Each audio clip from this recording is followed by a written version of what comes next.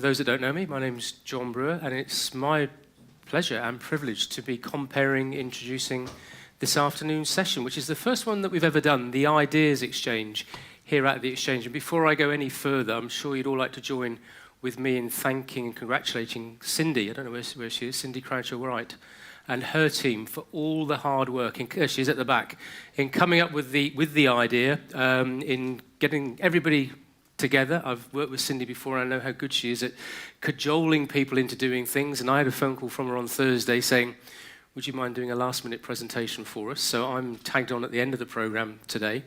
A couple of ground rules. We are being filmed, but also at the same time it is quite a relaxed session. They are absolutely timetabled at 8 minutes, and Emma, who's sitting at the front here, has a series of cards which she will be holding up and waving at the speakers. And if you go over 8 minutes, there is a button just here that I will push, and the trapdoor will fall, and not quite. But we are going to stick very, very tightly to time. So what I would ask is that, as I say, it is quite relaxed. So if you feel you need to leave, go and get a drink, go and have a comfort break, then just please wait until each of the talks has ended, pop out, and then come back in again quietly. My former boss at Glaxo used to say to me that you can often judge your working environment by the number of fun days that you have. And having looked down at the programme, at the 12 speakers we've got, at the content that we have, I am sure that this afternoon is going to be really good fun. I think you'll all really enjoy it. We've got a whole wealth of different topics to cover, and I think that in itself will mean that we have a very stimulating afternoon with lots of ideas flowing from the speakers. There won't be any questions. We're just literally going to go from one to the other, so it will be a real whistle-stop tour of lots of different topics and lots of different opportunity to gain more information and more ideas. So that's really enough from me. We have 2 hours, 10 minutes in total of talks. I was mindful of the fact that that was the time it took Mo Farah to run his first marathon. So think of that as we're going through the sessions. And with that in mind, or with the sporting theme in mind, the first speaker is Amy Price, who many of you will know as the Programme Director for physical and sport education. Amy's talking on what teachers can learn from digital video game design. And I've asked each of the speakers to give me a couple of quirky pieces of information on them before I hand over to them. Amy was on TV at the age of 18 in a competition to meet David Beckham. Sadly, she didn't win, but she is on TV next month talking about footballers and whether video games improve their performance. Certainly my understanding of footballers and knowledge of footballers is that they would all be brilliant based on the amount of video games that I know they will play. Amy herself is a former player. She played for Wimbledon and has a UEFA A licence, which is an extremely impressive qualification to have. So without any further ado and comment from me, I'll hand you over to our first speaker, Amy Price.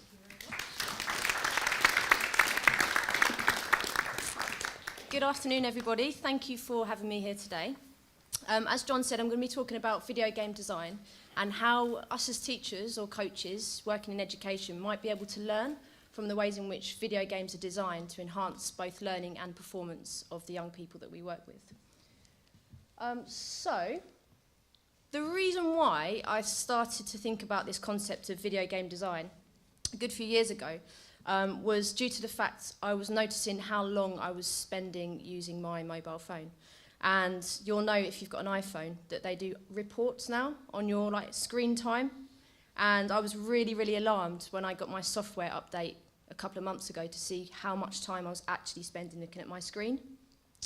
And there's a little screenshot of what I was actually doing on my phone. It then led me to think about the young people of today and how my brother, for example, who's 18 years old, spends far more time on his screen than I do on mine. So I started to Google what are the effects of screen time. So it became quite a problem in the media. We can see that there's a lot of news stories talking about the negative effects of looking at your screen and how that can potentially change young people's brains and how they think and how they're wired. And they went on, these stories around how negative screen time is. I was also thinking, well, what do I do on my phone? I don't play that many mobile games, but I do know, as I said, my brother does. And I'm thinking, well, is it a good thing? Is it a bad thing? I then started to think about, well, using my brother as an example, he spends a lot of time in this virtual world. connected to this phone. And probably he's not so good at performing in the physical world. He's probably a little bit disconnected from reality. And now it led me to think about, well, can we find a way of blending these two worlds together? Because when he's in school, he doesn't necessarily enjoy school. He doesn't really like to spend extra time at school or to really work hard and do different things. Well, if we were able, as teachers, to find methods in the classroom or out on the pitch to engage our young people in the way that video games are engaging our young people, we might be onto something. We might be able to really enhance the learning and performance of the young people. So then it sort of made me think about this idea of learning and how learning might be seen as something that happens within the school, as in a formal setting, versus something that happens in an informal setting, i.e. looking at your screen, playing games on your phone. And I'm starting to think if we were to make learning more holistic and we offered opportunities for these young people to fulfill their potential within the classroom by ensuring that the way in which we design our lessons are motivating, set really complex problems for our learners so they feel engaged because there's the right amount of support for them to access. And this is my idea. So I'm thinking about different design principles that we can use as teachers to help us to plan our lessons. And these are the ones I've got so far, okay? So the first one in games-based learning is this idea of superpowers. So when we play games, what games are really good at doing is that they will offer you opportunities to earn a chance to be temporarily a little bit better than you really are. And my favourite one there is Sonic's Fast Feet, because when I was younger, I always used to play Sonic constantly. I used to try and get on the Fast Feet token so I could sprint over all of the lava, because I couldn't quite make the jumps. And I wonder if there's a way we can factor something like that into our classes. So we maybe might, a maths class, for example, could we offer the calculator to the learners just for, 60 seconds? Could they make use of that calculator for that 60 seconds? The second one is this idea of pause. So in education, usually the teacher or the coach is the person that's in charge of pausing learning, is the person that's in charge of progressing learning, or stopping and asking the learner to do something differently, or to ask questions. But in video games, there's nobody necessarily interrupting your learning. So in fact, it's up to the learner to realise when they might need help, and how they need the help, or when they might need an extra challenge. So if we can find ways of offering that opportunity to our learners in the class, they might get a greater sense of empowerment, but also have a better awareness of how they are doing in terms of their own learning and their own capabilities. And then the third one is this idea of level ups. So again, when we're teaching our learners, whether that be in a classroom setting or out on the pitch, we are the ones that dictate the complexity of the problem based upon what we think the learners might need. So with video games, we all start when we're at the same place in a game, we all start on the first level and we progress at different rates. So once we've finished the first level, which is pretty simple, the problem is pretty simple, we can then level up to the next one once we've solved that problem. And the next problem that we solve is related to the one before, but just slightly more difficult. And that's the theme that goes on in video game design.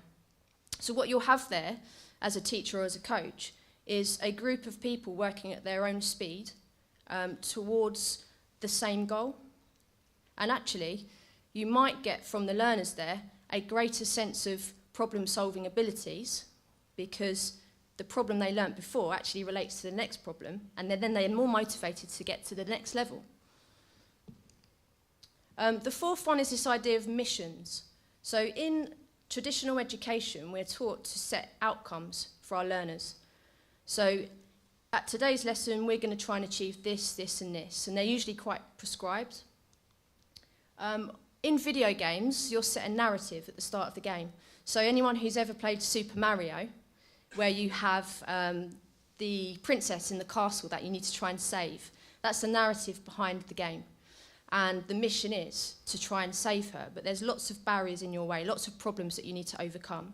So if we were to flip education ever so slightly and not be really prescriptive about certain outcomes, we set the goal, and that might be a goal that the learners achieve not just in one lesson, but it could be over 6 to 8 weeks of work. And each lesson they're coming back and they're working towards that, and the process is theirs. They own that process. So they don't have to just do what we want them to achieve. They have to find their way to achieve the mission in the end. The final one is this idea of saving progress. So are we able, at the end of a lesson, to save where we've got to? So if I finish the lesson on level 4, I can come back next time on level 4. So I don't have to go back from the start. I go back where I left off from, so I feel like the challenge point is just right for me. And also, I haven't lost all of the progress that I've made before. So therefore, I'm more inclined to take risks as I carry on my learning process, because I can't lose what I've already earned. So in summary, I really was wondering whether this idea might help the young people of today to start to love learning a little bit more, and to love that idea of formal learning in the classroom, and to actually start to blend together the idea of formal learning, informal learning, the virtual world and the physical world. Thank you very much.